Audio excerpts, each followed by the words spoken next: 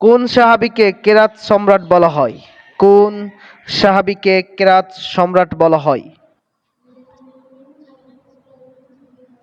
কে পারবে এটা?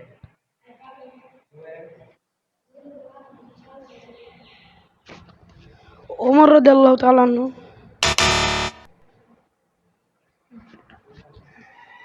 সাহাবী ইমরান বিন হুসাইন রাদিয়াল্লাহু তাআলা আনহু।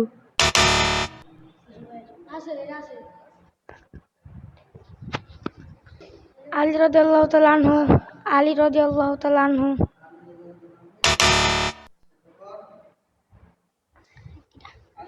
আবু তুফাইল রাদিয়াল্লাহু তাআলা আনহু। আর কেউ?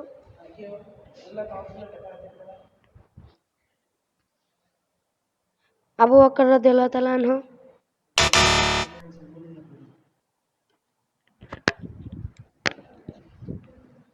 এটাতে সবাই ফেল, কেউ পারলো না।